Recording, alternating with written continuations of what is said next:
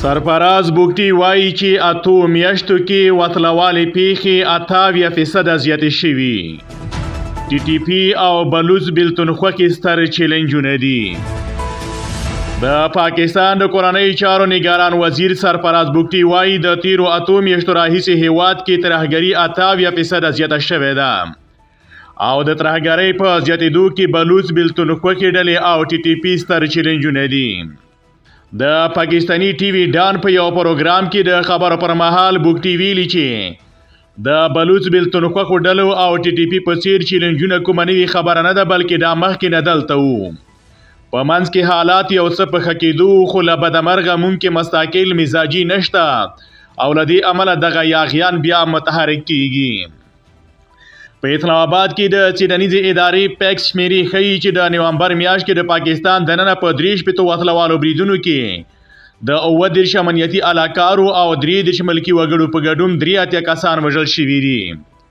په دې کې د زیاتره بریدونو ذمہواري تحریک طالبان پاکستان په غاړه اخیستې ده د چا په حق چې د پاکستان حکومت دعوه کوي چې په افغانستان کې خوندي ځالې لري او هلته نه پاکستان کې دورانکارۍ پلانونه جوړوي خو په افغانستان کې د اسلامي امارت حکومت دا تورونه بیا په سختۍ سره رد کړي دي.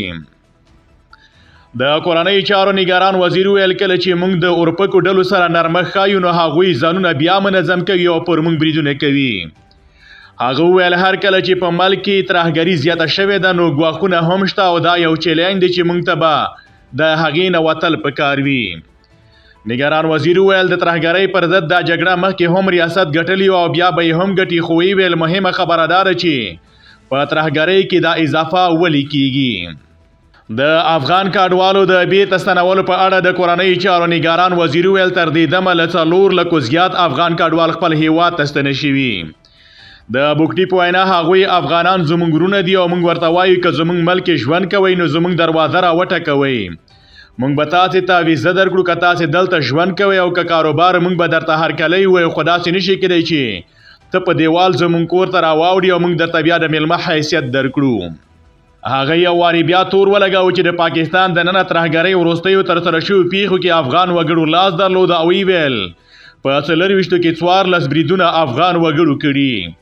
نوموړي ویل د بنو په وروستۍ ترهګریزه پیښه کې هم افغان وګړي ککړ ول او د میانوالي پیښې له پلټنې پاتې دي.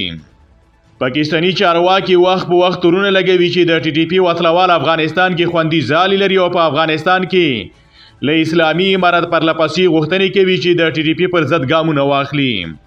او د افغانستان د اسلامي امارت حکومت بیا د پاکستان دا تورونه رد کړي او درید لري چې ټي ټي پی د پاکستان خپله مسله ده او دوی باید خپل ناکامۍ د افغانستان غاړې ته وانه چوي.